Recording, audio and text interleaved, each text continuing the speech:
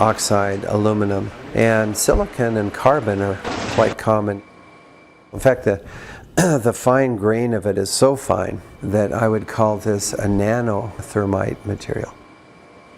At some point, we were talking about these chips, and at some point I suggested, look, if these chips really are of an explosive nature or an incendiary of some type, then all it would take would be to put one of these things in a calorimeter and see what kind of energy we got out as we heated them up.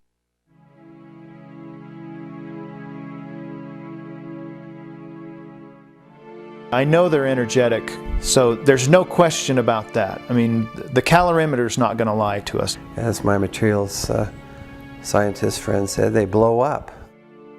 We found that the energy release is very rapid, so it gives you a very narrow spike in the machine. We compared our spike that we got with a spike from known nanothermite, which is produced at a military laboratory. Their measured energy released with known nanothermite was less than these red-gray chips. We captured the residue after the material had been heated. The red-gray chips, as we ignite them, produce spheres that have iron and aluminum, just like we see in the dust in abundance. So now we have an explanation, or at least a correspondence, from what we see in the dust after the reaction of the red chips and before. So, I mean, everything just click, click, click fit together. It's very exciting, really, from a scientific point of view. When you put all that data together, then you obviously can draw your own conclusions, but the conclusion that we drew, which I think is a very good one, is that these chips are energetic. I mean, these chips have something to do. I mean, they're like an incendiary. This pyrotechnic explosive material should not be in the World Trade Center dust, particularly in these large quantities. I mean, there are people in these buildings. What are these tons of explosives doing in there? Unless somebody really wanted those buildings to come down completely. Steve didn't know what he was looking for when he first started looking through the dust. And we didn't know what we were looking for. We didn't know what we would find. You know, we're doing this on a shoestring, and I mean, we're being supported exclusively by private individuals. We did what we could with what we had. Obviously, you can always question that, and all the stuff that we've done can be reproduced.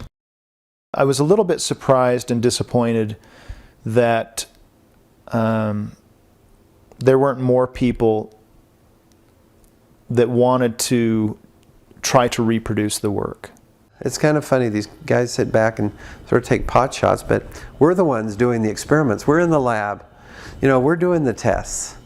And we're finding out that there's a lot more to 9/11 than just Al-Qaeda hijackers hitting the buildings.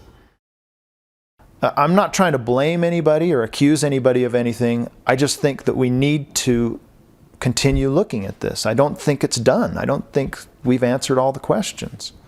I know we haven't answered all the questions because people are still asking them. And those that were part of the official investigation, they actually did what they said they were going to do. And they did what they were mandated to do.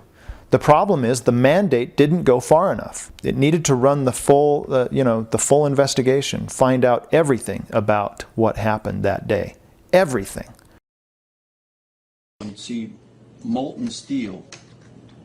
Molten steel running down the channel rails.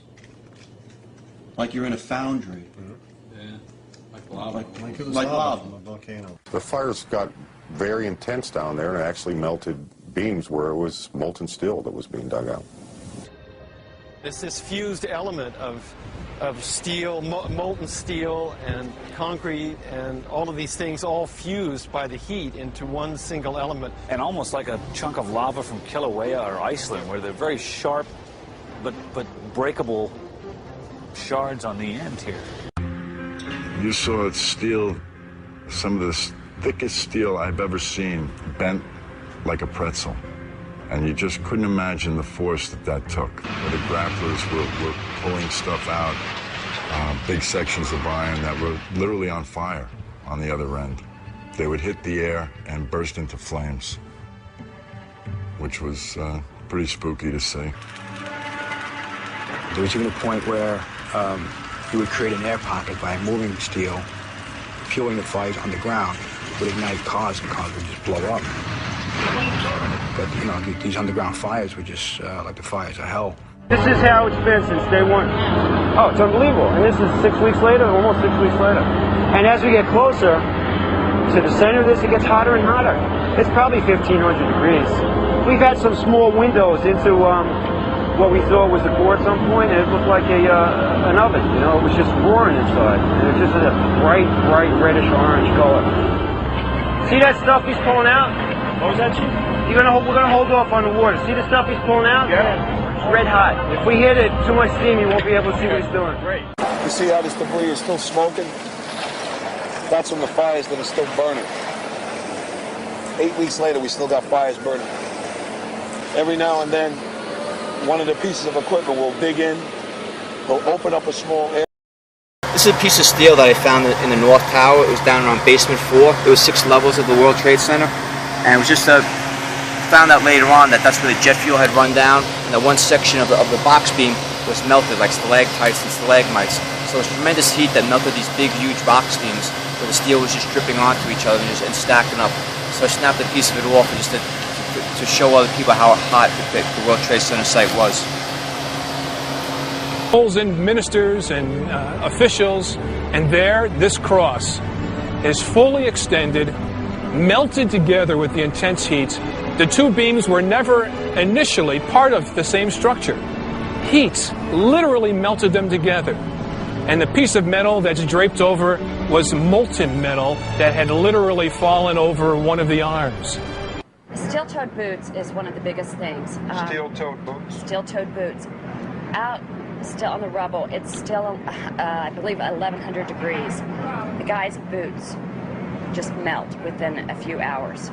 It was literally steaming. Your boots would melt in certain areas. That's how hot it was. The steel was coming out red in certain areas from the first couple of weeks at least.